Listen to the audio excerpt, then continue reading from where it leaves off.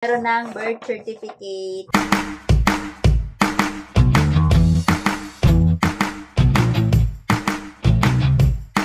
Hi guys! So, meron ng birth certificate. So, kapag taga-Caloocan kayo guys or sa may Almar sa Barty kayo guys, mabilis lang kasi pupunta lang kayo sa may Kai Mall, sa may tapat ng Almar sa Barty Mall. Meron ng PSA doon. So, doon lang siya makukuha. Then, mabilis lang siya. One day process lang. So, parang oras lang yung pag-aantay mo. Then, makukuha mo na yung birth certificate. Or kung ano man po yung kailangan yung kunin, Senomar. Ang yung Senomar guys, 2 hours lang siya. 2 hours lang siya bago makuha. Tapos meron din dong death certificate, marriage certificate. Mga ipaprocess nyo po sa PSA doon. Pwede nyo na po siyang i-aasikaso doon sa may Kai Mall.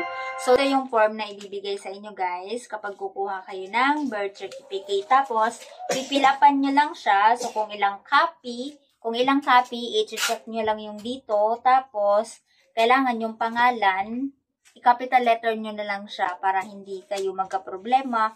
Or kailangan kasi capitalize din talaga yung mga ilalagay nyo lang siya sa mga box. Kunyari, last name, yung apelido. Tapos, yung first name, edi yung pangalan.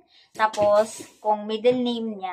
Halimbawa, kung kayo ang kukuha, kung ano yung last name nyo, kung ano yung apelido nyo, kung ano yung pangalan nyo, and then kung ano yung middle name nyo.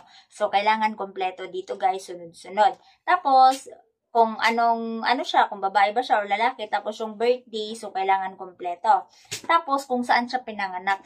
Kasi hindi ko kasi nilagay yung kung saan pinanganak, so nagsulat pa ako doon. So, isulat nyo na dyan para hindi na kayo mahirapan. Tapos, dito naman, kasunod, father's name naman siya. So, father's last name, and then father's first name, at saka father's middle name. So, kailangan kompleto yan, guys. Wag po na maraming bura-bura para hindi kayo mahirapan kasi ba magkamali yung spelling, ganon. Tapos, syempre, sa mother's middle name, kailangan yung mother, kung ano yung pangalan niya nung dalaga pa siya. Yung hindi pa siya kinakasal, ganon. Nung dalaga pa siya, kasi nung estudyante pa siya, ganon. Kung ano yung pangalan na gamit niya, kung anong middle name, yun. Ganon. Tapos, yun.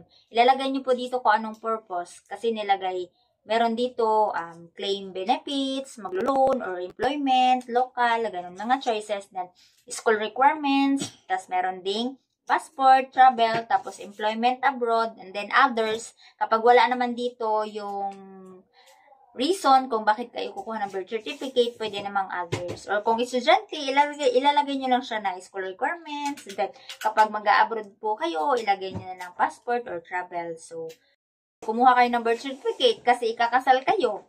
So, ilagay nyo lang dito others and then marriage. Parang yun yung reason kung bakit kayo kukuha ng birth certificate. Dito sa likod, meron lang siya kung kayo ba yung nag-request or kung may inutusan lang kayo. Kapag may uutusan kayo guys, dapat meron kayong authorization letter and ID nyo po parehas. So, kailangan po yun, importante po yun kasi hindi sila nag-asikaso kapag walang authorization letter, kapag inutusan lang. Okay? So, ayan. Kung inutusan lang, pangalan ng kukuha. Or kung kayo mismo ang kumuha, pangalan nyo din po, address, and then cellphone number. Pirma lang dito sa baba.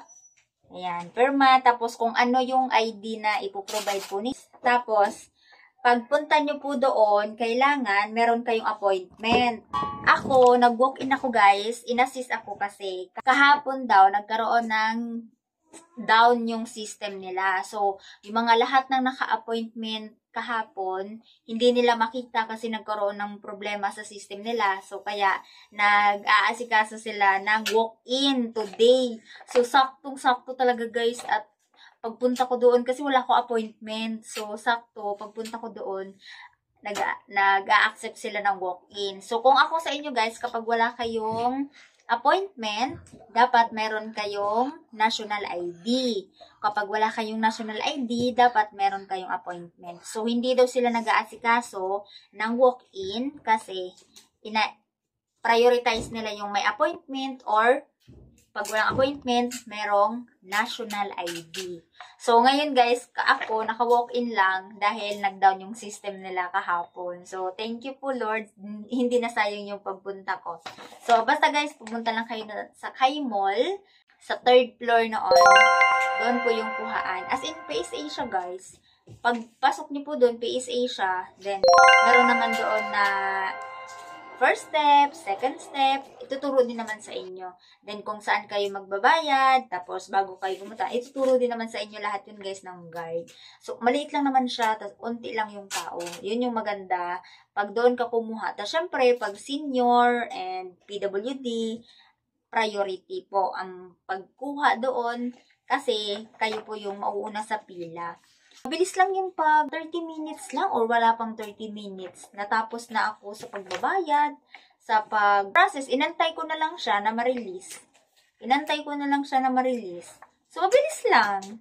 Mabilis lang guys. So, kapag gusto niyo pong kumuha, kung taga Kaimol kayo malapit, doon na lang kayo sa Kaimol kumuha. Kaysa sa PSA pa kayo office, madaming tao, yun mahaba yung pila. Pag doon, unti lang. Kasi unti lang yung tao eh. Kaya recommended siya na doon na lang din kayo kumuha.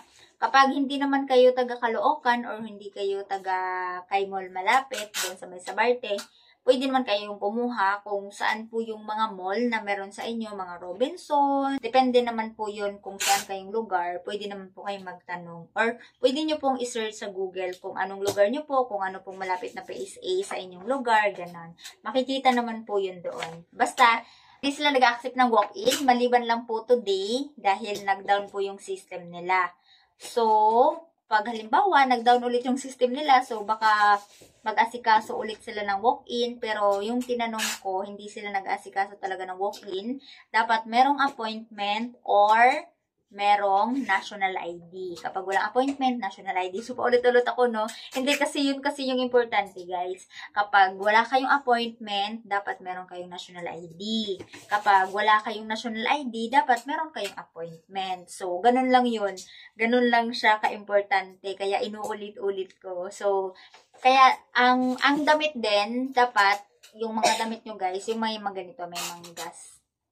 Kasi, siyempre, government siya. So, bawal siya na nakapanggala. Or, basta ganun. Basta bawal siya. Kasi, may sinita doon eh. Naka-spaghetti siya na damit. Pang babae. Sinita siya kasi bawal daw. Kasi, di ba pag mga government, dapat nga pa. Yung iba nga, kailangan naka-rubber, ganun. Ang amount po, guys, pag kumuha kayo ng birth certificate, bigyan naman kayo ng receipt. Tapos, ang amount niya ay 155 pesos. So, each po yun, kada isang birth certificate. Kung dalawa ang kukunin nyo, edi dalawang 155. Magpa-plus lang siya kung ilan yung kukunin yung copy.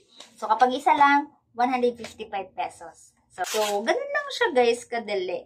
Kapag meron pa kayong gustong malaman, pwede kayo mag-comment din sa baba. So, thank you guys sa panonood. Don't forget to like and subscribe to my channel. Bye-bye!